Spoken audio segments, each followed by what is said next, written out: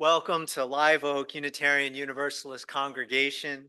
I'm Drew Carter, a member of the worship ministry, and I will be the worship associate this morning. Live Oak is an open, welcome, and inclusive community grounded in love, providing opportunities for spiritual growth for seekers of all ages and stages. We actively live our values of diversity, compassion, and justice to humanity and the earth. And our little spot of the earth here, and where many of us live, is on the traditional lands of the Chumash peoples. We honor the Chumash and other indigenous caretakers of these lands and waters, the elders who lived here before, the indigenous people here today, and the generations to come. Our speaker this morning is our own Kendra Wise. Kendra is a Live Oak member, board president, parent, partner, teacher, gardener, and avid reader of modern fantasy literature, for which she gives deep appreciation to J.R.R. Tolkien, one of its foundational authors. Thank you for sharing your thoughts with us this morning, Kendra.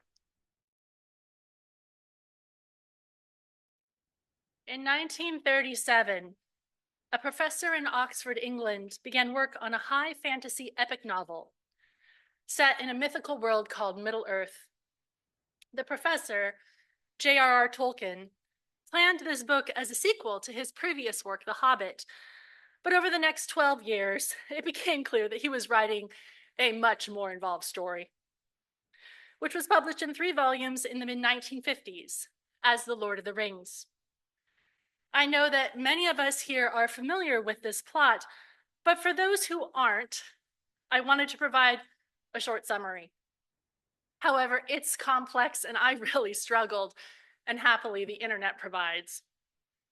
Here's my favorite offering from the social media website Reddit. A loyal gardener helps a wealthy landowner get rid of a problematic piece of jewelry he inherited from his uncle. They encounter some challenges along the way. Let's expand a little further with another offering. The Hobbit Frodo learns that his heirloom magic ring is actually an artifact of great evil forged by the Dark Lord Sauron long ago. Sauron is seeking the ring and will dominate the world if he regains it. Frodo sets out on a quest to destroy the ring and save the world, along with friends and allies, traveling through a perilous and fantastic land threatened by war and those who would seek the ring's power for their own purposes. Pretty much sums it up. Except that the ring, it's not sentient, but it's also not passive. It's enchanted, and it exerts a corrupting influence on everyone who comes into contact with it.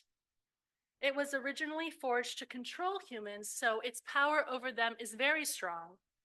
Hobbits, looking like small humans but an entirely different species, are somewhat, though not entirely, resistant to its power, and that's why a hobbit, Frodo, is the ring bearer.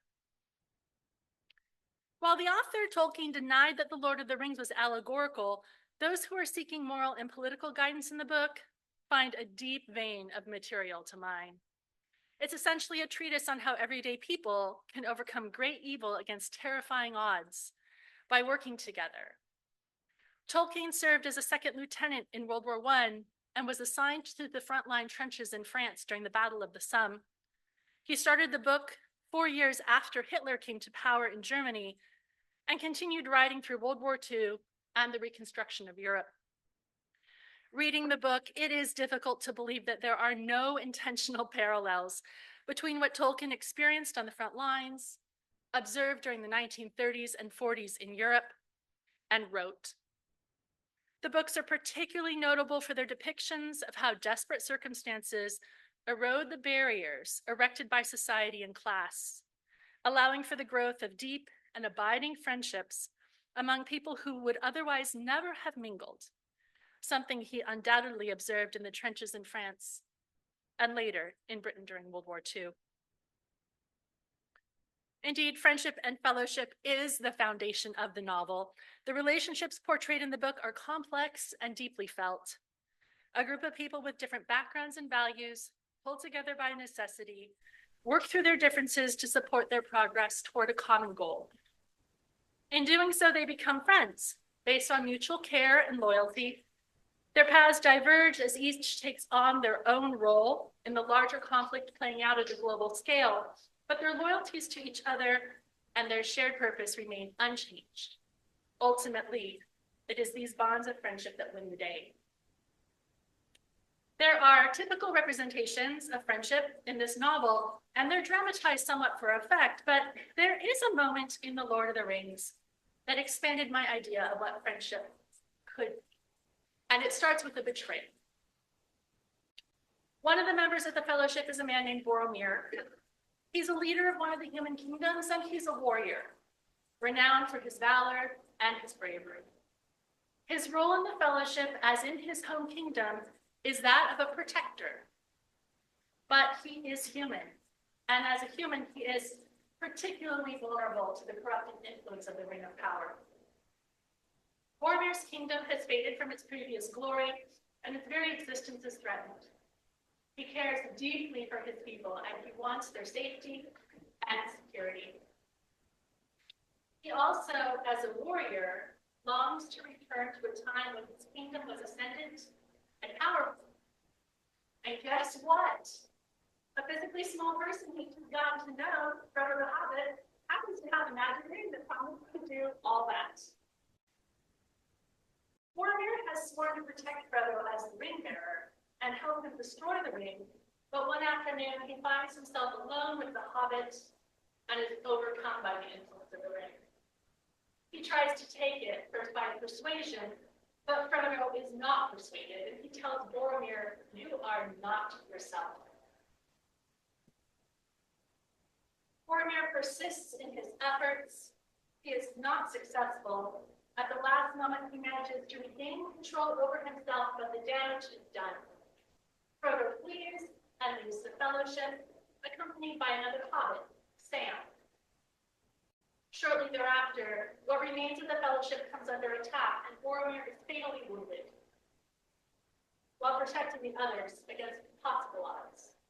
He is able to confess what happened with Frodo to another member of the Fellowship before he dies and is forgiven, but he and Frodo never have the opportunity to reconcile, and the Fellowship scatters. Later in the story, there is a moment when Frodo and Sam, unaware that Boromir has died or that the rest of the Fellowship has dissolved, are asked about Boromir and if they are friends. And Frodo answers, "Yes, for my part." Yes, for my part. That struck me. There's two things there, right? There's, yes, we are friends, and there is for my part, which is a humble statement from an unassuming Hobbit who isn't going to speak on someone else's behalf. But that's not the part that got me. It was the yes part that made me think, why would Frodo claim Boromir as a friend? Boromir betrayed and threatened him, and all they stood and worked for. Why didn't Frodo throw Boromir under the Middle-earth equivalent of a bus when asked about their relationship? You know, honestly, I probably would have said something like, well, I thought we were friends because we swore an oath to support and protect each other during this quest to save the world, and then he went ring crazy and unilaterally scrapped our desperately needed mission, and now my buddy Sam and I are out here in the wilderness getting hunted by evil things while trying to destroy this ring. So no, I actually don't feel like maybe we're friends right now. So, what makes the difference between me and Frodo, except that one of us is a fictional being inhabiting a mid-century work of high fantasy, and the other is not, as far as we can talk.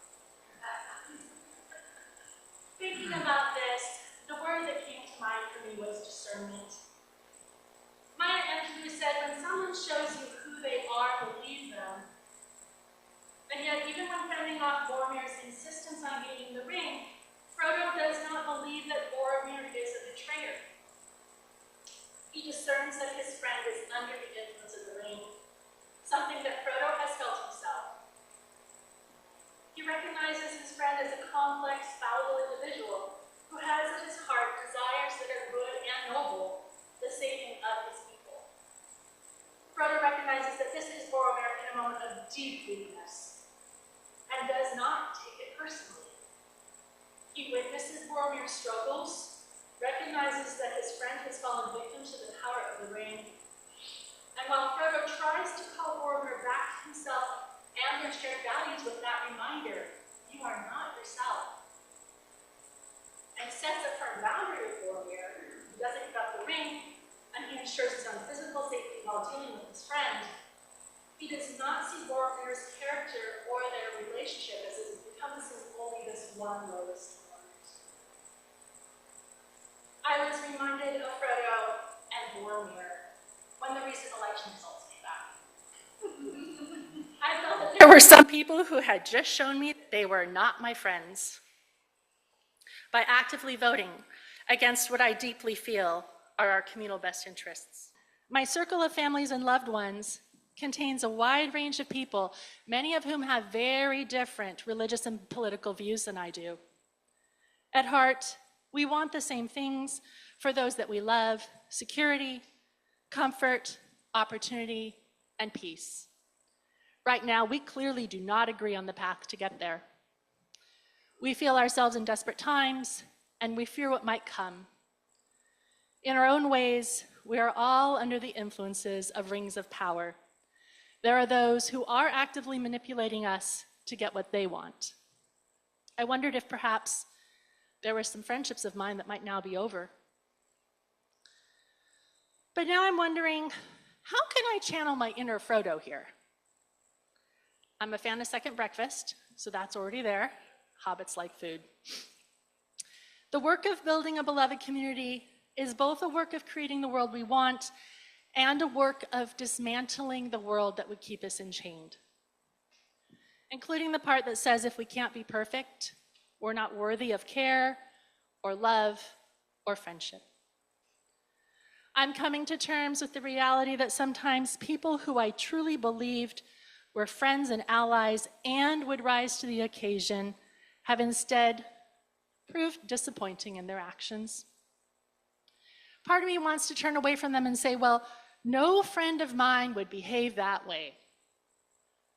But friendship requires trust, and trust, in the words of author T. Kingfisher, is a combination of our faith in another person and an understanding of what they can and cannot do.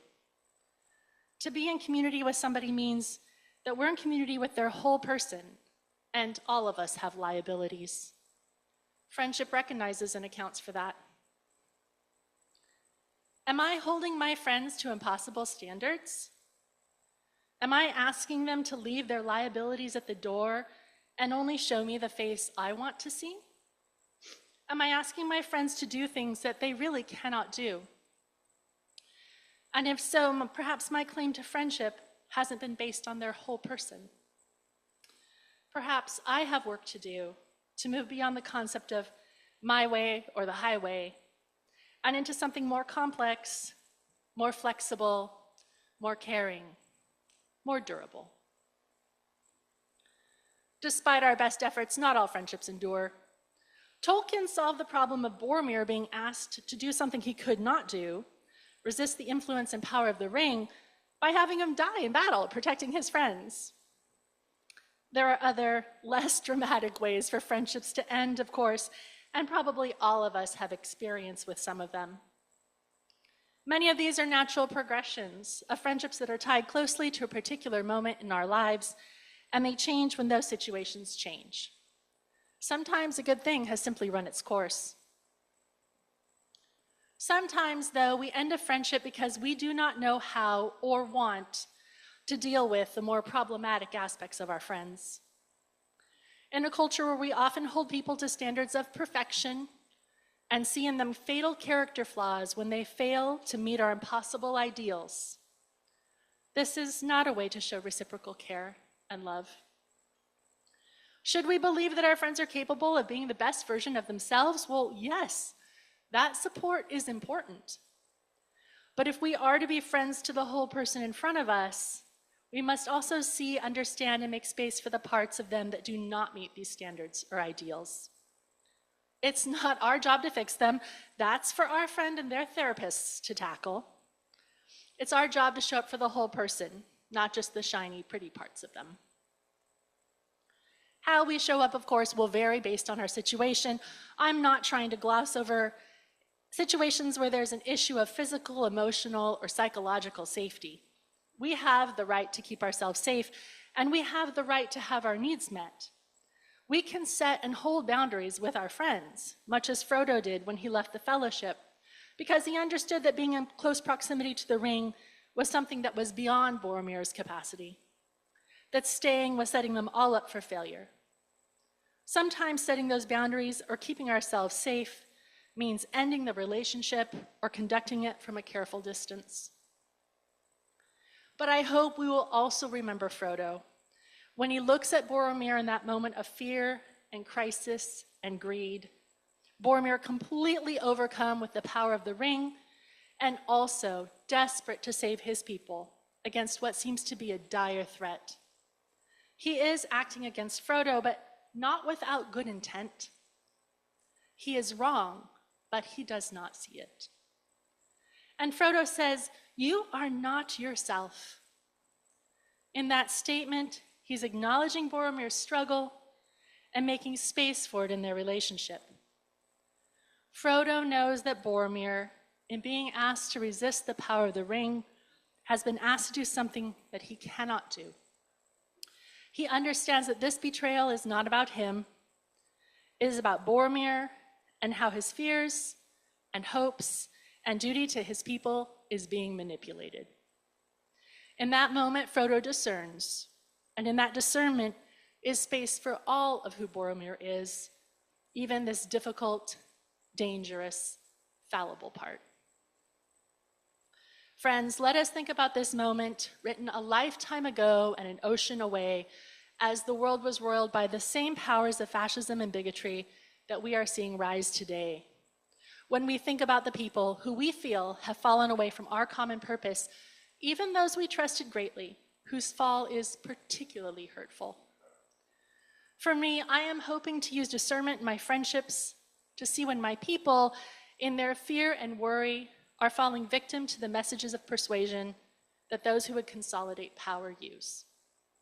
I hope to remember that in those moments, they are not themselves, to set boundaries that keep me safe and our shared work moving forward, but also to hold space in our friendship to continue, to remember that a form of care is to keep open the opportunity for reconciliation, to think when we ask ourselves if we are friends, to say yes. For my part, yes.